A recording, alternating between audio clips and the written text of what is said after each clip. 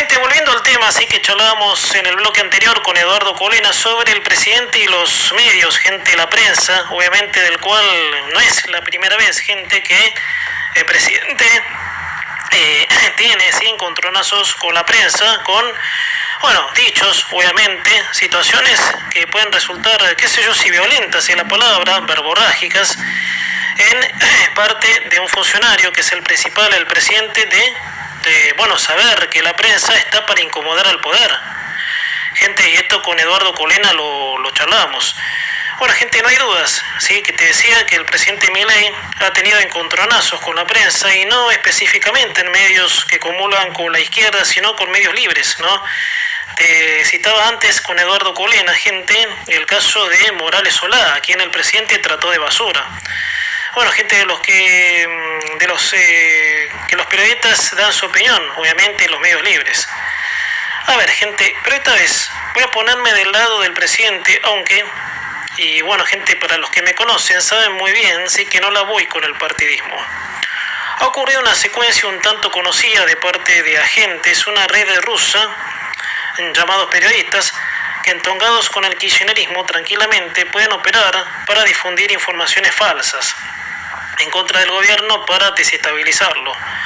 Ocurrió, gente, sí, hace un tiempo, hace pocos días, que una red de periodistas rusos difundieron informaciones acerca del gobierno, informaciones sin chequeo previo, aparente, y la FOPIA ha repudiado a Milei al considerar que de parte del mandatario hubo una estigmatización, a esos medios rusos que difundieron datos, como les decía, sin aparente chequeo. La cosa fue que la entidad de FOPIA repudió los ataques de Milei contra la prensa rusa. El foro expresó su preocupación por la gravedad institucional a partir de una serie de mensajes en redes de parte del presidente que vinculan el hecho con una investigación sobre desinformación rusa en Argentina.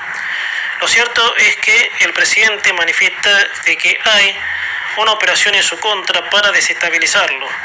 Entonces, gente, y lo charlamos con Eduardo, gente, la duda es que justamente periodistas rusos tienen que ser los que andan detrás de tal investigación. ¿No es raro, gente, que un periodista ruso, obviamente que no cortaría ni pincharía más allá de algún acontecimiento, porque sí, es verdad, investigaciones obviamente de otros países hay, la Argentina ha tenido programas de investigación como el de la Nata, por ejemplo, que iba a Venezuela, pero con una causa obviamente justificable de una dictadura, obviamente, que ahí sí, gente, bueno, en Venezuela sí, hasta ese momento había censuras y los colegas, por supuesto, como Jorge Lanata y tantos, no podían obviamente difundir el material. Me acuerdo con esto de que una vez la Nata fue a hacer una cobertura así de cómo era todavía Chávez no había muerto, me parece. Te estoy hablando allá del 2013, que la Nata fue con una cámara y le retuvieron la cámara, lo metieron preso, obviamente. Allá sí, gente, eso es repudiable, obviamente, ese ataque a la prensa, obviamente. Pero ¿qué pasa cuando hay agentes sin información que pretenden, porque esto ha pasado, no sé, desestabilizar a un gobierno, ponerlo contra las cuerdas con algo que no es, a lo mejor, gente que yo no creo que sepan los medios rusos lo de Adorni, ¿sí? Para poner un ejemplo. Pero bueno, gente, entonces, la duda es de que justamente periodistas rusos tienen que ser los que andan detrás de tal investigación, como para suponer que alguno de adentro filtra cosas no chequeadas, porque ¿qué interés tienen periodistas rusos, como comentábamos con Eduardo Colena, para desestabilizar al mandatario argentino? Sí, a lo que esto se parece mucho a una trama secreta que no solo periodistas rusos están detrás de un boicot a Milei, sino que puede haber periodistas kirchneristas que le estén dando cuerda a esa investigación. Miren que entre el kirchnerismo, y lo digo, gente, porque yo sí tengo un argumento, entre el kirchnerismo y el imperialismo ruso hay mucha coincidencia. No olvidemos que la condenada se alió con Putin. Entonces, no es en vano suponer que detrás de esa alianza hay como una especie de golpismo. Y voy a redondear el tema aquí para pasar al otro. O el simple hecho de destruir la imagen del gobierno. Gente, porque esto, gente, y lo decíamos con Eduardo hace un rato también, sobre los médicos cubanos, rusos, que con la excusa de la pandemia querían venir a controlar la vida, montados por supuesto por el kirchnerismo, obviamente. Bueno, gente, la que hizo declaraciones fue Elisa Carrió, gente que en una nota periodística criticó con dureza a la secretaria del gobierno Karina Milei, diciendo: Karina es pura casta, es una persona de una oscuridad terrible, desde el punto de vista espiritual, sostuvo la líder de la coalición cívica. Por empezar, gente, desconozco el pensamiento espiritual de la secretaria del gobierno, tirando a no me importa, ¿qué me importa si Karina Milei cree en Dios o no? Eso es cosa de ella. Yo, por supuesto, no me voy a meter en eso. Por eso, no me interesa. Pero Carrió no está lejos de ver una evidencia del otro, que ella dice que forma parte de la casta, que se puede reflejar en actitudes de la misma Karina. A ver, gente, hace rato vengo sosteniendo que Karina ha tomado un rol muy destacado en el gobierno.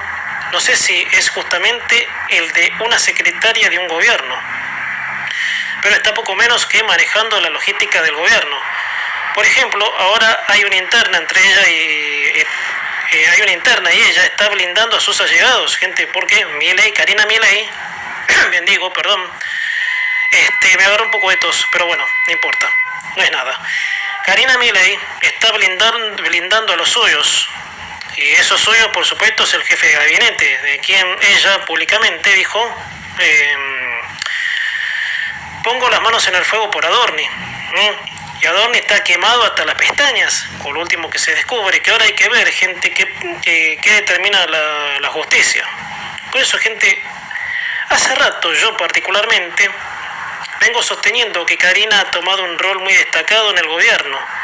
No sé si justamente, bueno, esto te lo dije, ¿sí? Porque está blindando a sus allegados, ¿sí? Como por ejemplo a Manuel Adorni, que está muy complicado su presente, obviamente, enfrentada con Bullrich, gente que es, no sé si te lo decía el fin de semana pasado, o el anterior, de que yo me imagino de que el gobierno va a cuidar a Bullrich, ¿no? Que no se le tire en contra a Patricia, porque Patricia, gracias a Patricia, por supuesto,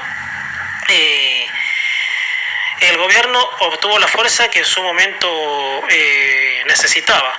Gente, segundos para ayer te adelantaba, gente, que iba a hablar un poco, sí, de Carlos Melconian, sí, que para mi criterio es uno de los más inteligentes economistas y, bueno, tipo obviamente sencillo, honesto. Bueno, lo he escuchado en infinidades de notas, gente que, la verdad, la gente nunca le hizo unos sabios, idóneos, más que una charla, obviamente, ida y vuelta, es una cátedra, sí, por lo que el tipo sabe. Bueno, gente, si de Carlos Melconian hablamos de un idóneo en materia económica y alguien que es muy honesto al compás de su inteligencia. Melconian iba a ser el ministro de Economía de Patricia Bullrich si esta llegaba a la presidencia. Eso fue, como ustedes saben, en la campaña presidencial de 2023, en el cual el economista pisaba fuerte con sus manifestaciones de lo que había que hacer para que la economía mejore. Yo tengo un recuerdo intacto, gente, ¿sí?, sobre aquella nota que Melconian obviamente le brindó a nuestro colega Marcelo Bonelli, ¿sí?, en donde su frase, por supuesto en crítica de Milei sobre la dolarización, dijo: si no tenés los fideos y el tuco, no puedes invitar a alguien a comer fideos con tuco. Eso fue cuando en pleno auge de la campaña de Milei, obviamente la pancarta principal era la dolarización, no se hablaba de reforma laboral, de ley penal, nada, se hablaba de dolarizar.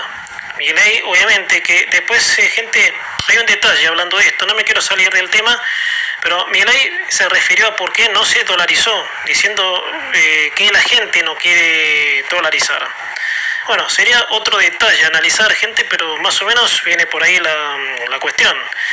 Te decía, gente, en una entrevista de Marcelo Bonelli a nuestro colega Melconian, en donde su frase en crítica a Milei sobre la dolarización, dijo: si no tenés los fideos con tuco, no puedes invitar a alguien a comer fideos con tuco. Recuerdo que fue en una entrevista extensa y cargada de sabiduría, de la típica de un maestro que no solo habla en una nota, sino que, como te decía recién, da cátedra. Melconian fue también presidente del Banco Central en la época de Macri, también gran impulsor en ordenar el desastre financiero que, a punto de explotar regresando al FMI, había, obviamente. Ahora, en otra nota, en este caso en A24, en esta ocasión anunció de que podría haber una chance para una postulación a presidente el año que viene, que con su equipo estaría armando un plan económico y con críticas a Milei diciendo: Milei prostituyó el capitalismo occidental. Además de resaltar que el superávit no arregla problemas sociales, y a decir verdad, gente, no. El superávit es una cuestión de ordenar cuentas del Estado para que no sea una crisis como que se hizo, como que la que ya se hizo, bien digo, obviamente. Por eso, Melconian dice que con su propio equipo estaría armando un plan económico, y como te decía, con críticas a Milei, que prostituyó el capitalismo occidental, además de resaltar que el superávit no arregla problemas sociales. Y a decir verdad, gente, no, te decía. Es más, para arreglar cuestiones de índole social se necesita un cambio cultural, gente, que eso es lo que está lidiando día a día la Argentina. Ahora se viene otro paro de la CGT, porque hay gente que no se acostumbra a este modelo, y eso por supuesto me consta que es así. Bueno, gente, ilógico. Yo creo que este gobierno está en esa sintonía, pero se ve algo opacado porque no se ven los primeros frutos desde la instalación del modelo. Hay ciertas dudas aún con la reforma laboral, sí, que está en amparo por suspender 8 artículos, que hablando de esto, gente, parecería que va a cambiar de juzgado y eso permitiría instalar la gente. Estaba leyendo, no se empezó a discutir la reforma tributaria, gente, que es la que va a poner el broche de oro a un sistema que carcomía al sector privado con impuestos. La que debe cambiarse para eliminar miles de impuestos que tiene un privado para invertir. Pero así todo, Melconian no descartó sumarse al oficialismo, por supuesto, pese a las críticas que tuvo, por supuesto, si se dan las condiciones de confianza. Yo creo que este abanico que se abre con la intención de Melconian, que es muy positivo, puede, atención, gente, presten atención, a que se abra otra opción para que el cambio económico sea prolongado en el tiempo. Porque es verdad, los resultados desde la instalación del modelo no se ven porque hay una lucha ardua en la adaptación, y la adaptación en un ser cultural complejo iba a disparar traspiés típicos después de un sistema congelado que convivió hace 80 años con nosotros. Por eso, gente, yo creo que este gobierno, pese a sus errores, por supuesto, no voy a decir que no lo voy a negar, pero pese a sus errores, logró bastante. Entonces, si la gente no se convence, no le gusta formas, procederes medios raros, que yo lo he criticado también, gente, como por ejemplo el consenso, que su hermana tenga más poder que cualquiera en el gobierno. Yo también tengo mis reservas sobre que hay cosas que no cierran. Pero el modelo, gente, es el que tiene el indicado para sacar a la Argentina, ¿sí?, de la servidumbre del peronismo. Entonces, si algo sale mal y la gente se encuentra decepcionada, bueno, gente, Melconian es una opción. El PRO, que se abra el abanico de opciones, que no dé margen a que vuelvan los que destruyeron el país. Eso obviamente es la cuestión. Por eso, gente, la cultura argentina, engendrada sin sabores, aún no se resuelve, obviamente. La cultura argentina sigue sin entender. Es la cultura que instalaron, siempre esto me refiero en esta sintonía con este comentario. La cultura depara estos traspiés, y bueno, para solucionarlos, por supuesto, había que pisar muchos callos, como te estoy diciendo. Por eso, gente, no prometo nada, ¿viste? Porque no lo conozco a Carlos Melconian, ¿sí?, personalmente, ni nunca le hice una nota, me encantaría.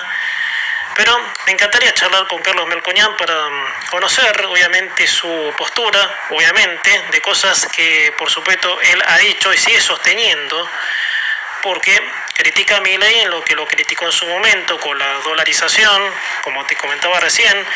Gente, cambiando de tema, gente, y algo charlamos hace un rato con Atilio, gente, sobre la paciencia versus el tiempo. Bueno, gente, como todos sabemos, la inestabilidad perdura al no tener aún todavía resultados concretos que la economía mejora. Es cierto que estos últimos meses estuvieron marcados por el cálculo de la inflación, que según él mismo bajó menos que meses más atrás. Bueno, de hecho, a mi entender, nunca cerró lo del, para mi criterio, esto lo vengo diciendo desde que comenzó el gobierno a tirar los primeros resultados de cálculo, de que porque sube menos quiere decir que no suba. O sea, ¿cómo es? ¿No? Esto también le he criticado al gobierno. Sube menos, ¿no? A lo que digamos, el enfoque está en que no sube, porque sube menos. Eso es una cosa que yo no entiendo. Pero bueno, por eso, gente, a mi entender, nunca cerró esto, ¿sí? De que sube menos, pero se considera una baja. La cuestión es que la inflación sigue habiendo y eso sigue siendo el entorpecimiento para que la economía avance. Sumemos también, pero que no se nos haga excusa, por favor, lo que pasa a nivel global con la guerra en Oriente Medio y los ultimátum de Trump. Bueno, el presidente Milei en su cuenta de X publicó un mensaje en el cual reconoce que estos meses, y lo charlábamos con Atilio Méndez hace un rato, fueron muy duros. Pero ¿qué pasa? ¿Qué pasa cuando se intercala entre la paciencia y el tiempo y otra vez se nos asoma otro año electoral? Y ahí voy, gente. El presidente, por medio del mensaje, ha pedido paciencia y dijo que desde este mes la economía va a despegar. Y como decía, gente, reconociendo en este primer trimestre del año que la situación es dura. Bueno, gente, a ver, porque yo tengo otro dato, sí, que me acerca a este cálculo, sé que en apariencia no se está concretando, aunque hay que decir todo, gente. La inflación hubo meses que hizo una meseta, hay productos básicos obviamente que se mantuvieron, otros que lamentablemente no. Pero Milei dijo que la inflación iba a llegar a cero, si mal no recuerdo, en el 2025, o sea, el año pasado. ¿Qué pasó para que eso no se diera, gente? ¿Cuál es obviamente la brecha para pensar de que un cálculo falló de esta magnitud? De que, esto lo dije con Macri, lo digo ahora con Milei, lo dije con Macri, como te decía, que no hay que dar, obviamente, cálculos, obviamente, estimativos. Porque los cálculos estimativos pueden fallar, gente. Y a la vista está que fallaron, ¿sí? Porque la inflación sigue siendo el tema, ¿sí? Obviamente, aunque, digamos, muchos no lo quieran ver, no lo quieran analizar de la óptica que es. Inflación sigue habiendo, gente. Por eso, gente, esto de pedirle paciencia a la gente, me suena que acá nomás en el tiempo el presidente Milei ha pedido cuando el modelo, bueno, en cuanto a las cuentas del Estado se estaba instalando. Mismo yo expresaba, si los argentinos no tendríamos paciencia, porque es así, si un país aguantó 80 años de versos, de desengaños para volver a caer una y mil veces más en lo mismo, santa paciencia tiene que tener el argentino raso. Bueno, gente, redondeamos esta primera hora del programa con otra sección.